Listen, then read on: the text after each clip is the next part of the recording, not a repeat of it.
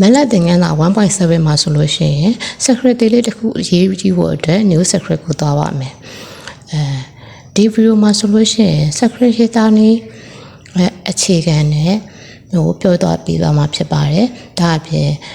basic command နဲ့ basic function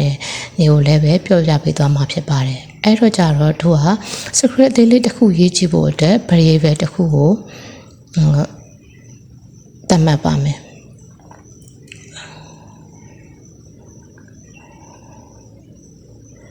နော် variable xn ဆိုပြီးတစ်ခုသတ်မှတ်လိုက်မယ် variable xn is equal to 2 pi fn ဆိုတဲ့ equation တစ်ခုကို subtraction မှာဆိုလို့ရှိရင်တို့တွေဒီ equation လေးကိုဖြည့်ရှင်းကြည့်ပါမယ်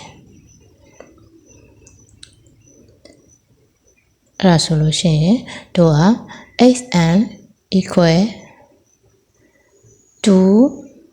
pi မလကပိုင်းကိုဆိုလို့ရှိရင်ပိုင်းလို့ရေးလို့ရှိရင် default function တွေနဲ့သူကအလိုလျောက်နားလည်ပြီးသားဖြစ်ပါတယ် 3.14 လို့ရေးနေကြမလို့ပါဘူးအဲ့တော့ 2 by xn ဆိုပြီးတော့မှရေးလိုက်မယ်အဲ့မှာဆိုလို့ရှိရင်ဒီ equation ကိုဖြည့်ရှင်းဖို့အတွက်ဆိုလို့ရှိရင်2 by ဆို2နဲ့ by ရဲ့မှာ variable ကိုတော့မလကတည်ပြီးသားဖြစ်တယ်ဒီ x နဲ့ n ရဲ့ variable တန်ဖိုးတွေကိုတော့သူကမသိသေးဘူးအဲ့တော့ကြောင့်မလို့တို့က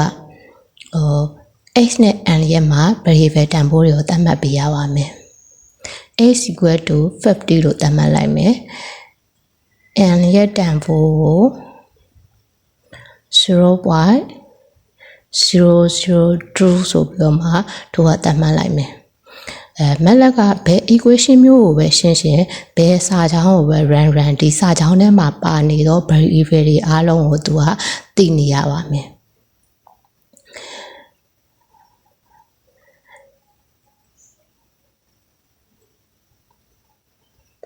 အဲ့လိုမျိုး run လိုက်တဲ့အခါမှာဆိုလို့ရှိရင်တို့ကခုနလေးဒီ file ကို server file ကိုမစေခဲ့ရတာဖြစ်တဲ့အတွက်ကြောင့်မလို့စေဖို့အတွက်သူကပြောပါလိမ့်မယ်ဒါဆိုလို့ရှိရင်တို့က file name တစ်ခုနဲ့သူ sample secret ဆိုပြီးတော့မှ file name တစ်ခုပေးပြီးတော့မှစေလိုက်ပါမယ်သူရဲ့ file လမ်းကြောင်း path ကိုရွေးပေးပါမယ် file လမ်းကြောင်း path ကိုရေးပေးပြီးတော့တို့ကစေလိုက်ပါမယ် final path ကိုရေးပေးပြီးတာနဲ့သူက add to path ဆိုတဲ့ box လေးကြာလာပါတယ်အဲဆိုလို့ရှိရင်သူက add to path ဆိုတဲ့ box ကိုစာသားလေးကိုနှိပ်လိုက်မယ်နှိပ်ပြီးတော့ရန်လိုက်တယ်ဆိုလို့ရှိရင်သူရဲ့အဖြေကို xn ရဲ့မှာအဖြေတွေက command window မှာရောက်လာပါတယ်ဒီနေရာမှာဆိုလို့ရှိရင်တို့ဖြည့်ရှင်းမဲ့စာကြောင်းရဲ့မှာအောက်မှာ variable ရဲ့တန်ဖိုးသတ်မှတ်မိခဲ့တယ်ဆိုလို့ရှိရင်ဘယ်လိုဖြစ်မလဲဆိုတာကို run ကြည့်အောင် command window ဟာတွေကို clear all နဲ့ရှင်းလိုက်ပါမယ်လို့ရှိရင် run ကြည့်လိုက်တယ်ဆိုလို့ရှိရင်ဘာပြောလဲ undefined function of variable x ဆိုပြီးမှပြောပါတယ်အဲ့ငါကိုပုံစံတိုင်းပဲသူ equation ရဲ့မှာအပေါ်မှာပဲ variable တန်ဖိုးတွေကိုထားပြီးတော့မှ run လိုက်မှသာလေဒီအဖြေကိုသူ့ရဲ့ဖြည့်ရှင်းချက်ကိုပေးတာဖြစ်ပါတယ်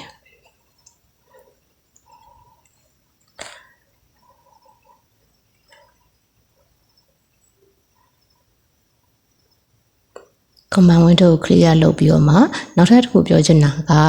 ဘာလဲဆိုတော့တို့သတ်မှတ်ခဲ့တဲ့ variable တွေကဘာကိုဆိုလိုချင်ပါတယ်ဆိုတော့အဓိပ္ပာယ်တွေကိုယ့်ရဲ့ note တစ်ခုခုကိုသတ်မှတ်ချင်တယ်ပေါ့အဲ့ဒါဆိုလို့ရှိရင်တို့က percent နဲ့သတ်မှတ်ပေးရပါတယ်ဒီ percent ရဲ့မှာpercent သတ်မှတ်ပြီးပြီဆိုတာနဲ့တပြိုင်နက်တည်း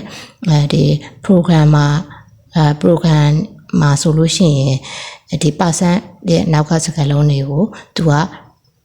run ပြီးရဲ့အထက်မှာဆိုလို့ရှိရင်ထက်တွင် run တာမျိုးမရှိပါဘူးအဲ့ဆိုကြတော့သူက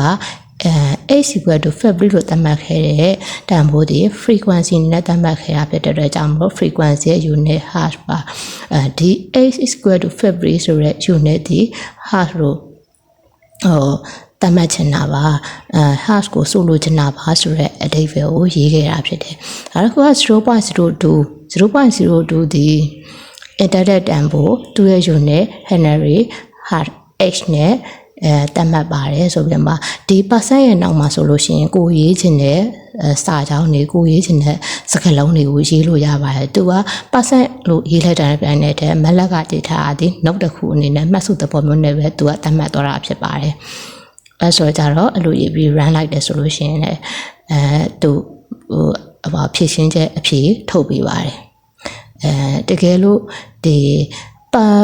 ကိုကနှုတ်ရေးပြီးလို့ percent ကိုဖြုတ်လိုက်မိသွားတယ်ဆိုလို့ရှိရင်run လိုက်တဲ့အခါမှာပါထွက်မလဲဆိုတော့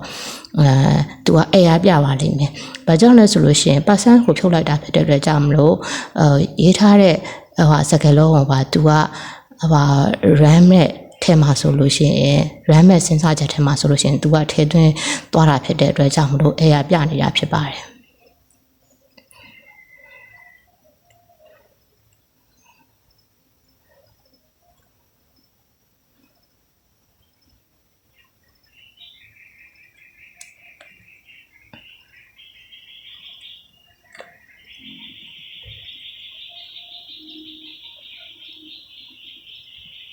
အဲ့တော့သူက percent ပြန်ထည့်ပေးလိုက်မယ်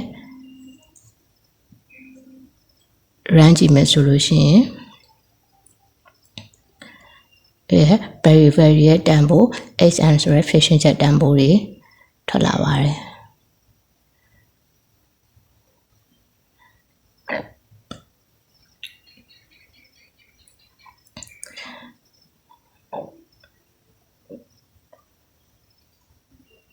နောက်တစ်ခုပြောချင်တာဒီစာရောင်းတွေရဲ့နောက်မှာဆိုလို့ရှိရင်စင်မီကိုလန်လေးထည့်လို့ရပါတယ်